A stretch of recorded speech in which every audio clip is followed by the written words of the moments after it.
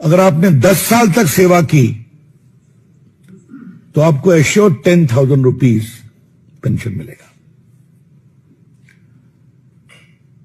तो लास्ट पे ड्रॉन का 50% आपका एश्योर्ड पेंशन है, निश्चित पेंशन की राशि है। यह हुई पहली बात। दूसरी बात, समय के अनुसार महंगाई बढ़ती है। कोई नहीं, कोई नहीं। और हम तो माननीय निवेदन करूंगा कि भाई एक ही राज्य की महिलाओं को 10-10 हजार क्यों, पूरे देश की महिलाएं हैं, सब अपनी बहनें हैं, माता शक्तियां हैं, सबको मिले। सिर्फ वोट के नाते, वोट की कीमत। और पढ़ा लिखा अगर वोट की कीमत नहीं समझ पाएगा तो कौन समझेगा। अरे हम तो निर्वाचन आयोग का काम कर रहे हैं, हम तो भारत सरकार काम कर रहे हैं, हम उत्तर प्रदेश सरकार का काम कर रहे हैं। इसके लिए तो ब्रांड एम्बेसडर बनाए जाते हैं, उसको पैसे दिए जाते हैं, हम सब तो फ्री कर रहे हैं। अगले विषय पर आते हैं। फिर अगला, राष्ट्रीय कार्यकारिणी की बैठक हुई, उसमें तमाम सारे जो तय किए गए उसके अनुसार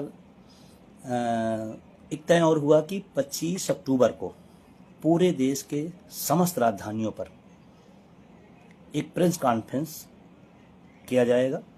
उसमें 25 नवंबर को लेकर के, ओपीएस को लेकर के, टीटी को लेकर के हम लोग अपने एजेंडे को आगे रखेंगे, मीडिया को बताने का काम करेंगे, मीडिया के साथियों को ये जनाने की कोशिश करेंगे कि हमारे आगे आगामी कार्यक्रम है और इन कार्यक्रमों को लेकर के हम 25 नवंबर को दिल्ली जा रहे हैं।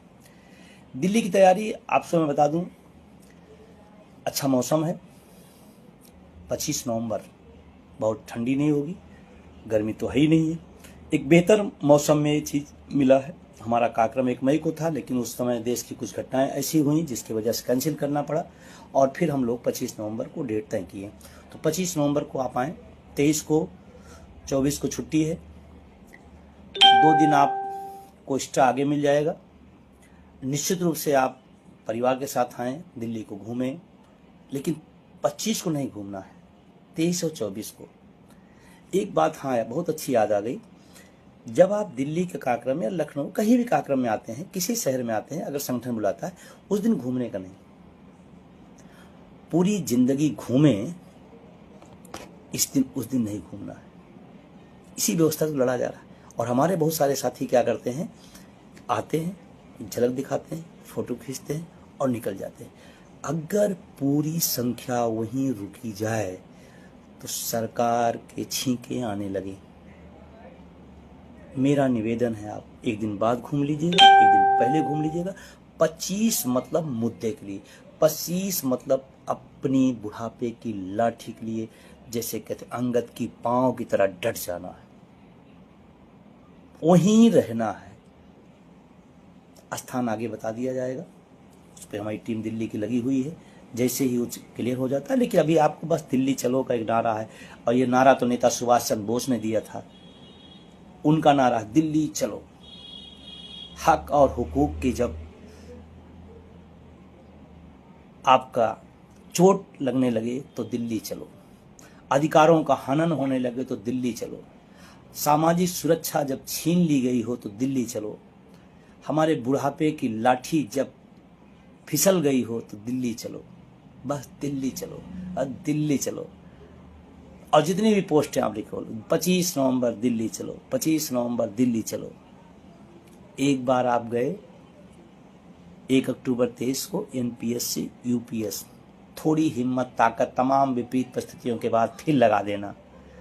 हो सकता है यूपीएस के बाद ओपीएस। एक हिम्मत और, बस एक ही बात, दिल्ली चलो, दिल्ली चलो। अपनी किसी पोस्ट को आप लिखो तो उसमें जरूर हर तरह के किसी कार्यक्रम में 25 नवंबर दिल्ली चलो, 25 नवंबर दिल्ली चलो। तैयारी करिए, अच्छी से तैयारी करिए। एनएमओपीएस ही कर सकता है, बाकी तो लोग अपने अपने जुगाड़ में हैं, अपने अपने हिसाब किताब में लगे हैं। किससे फायदा होगा, किस मंत्री के यहाँ बुके ले जाने से काम बन जाएगा, कौन से परिचय हो जाएगा इसी बहाने, उसी काम पे लगे हैं। वो लगे रहें लोग। भगत सिंह कभी बुके नहीं ले गए थे किसी अंग्रेज को, वो इंकलाब का नारा लेके गए थे, बुके लेके नहीं गए थे। कल भगत सिंह की जयंती थी, मैं सैल्यूट करता हूँ उस सेनानी को। और कभी कभी मैं उदाहरण देता हूँ, लोग कहते हैं अरे वो तुम मान्यता प्राप्त नहीं, तुम मान्यता प्राप्त हैं। मैं कहता हूँ भगत सिंह चंद्रशेखर अंग्रेजों द्वारा मान्यता प्राप्त नहीं थी, इसलिए आज़ादी मिल गई। अगर मान्यता प्राप्त होते तो आज़ादी नहीं मिलती। उसी तरह से हम लोग भी हैं, हकों के लिए लड़ना जानते हैं। मानता वानता लोग हैं, वो अपना काम कर रहे हैं, कौन सा कर रहे हैं पता ही सबको, उसमें कुछ बताना नहीं है। मुझे इस बात की खुशी है, अटेवा NMOPS उसके सहयोगी संगठन लोगों का बिलीव बहुत बड़ा है।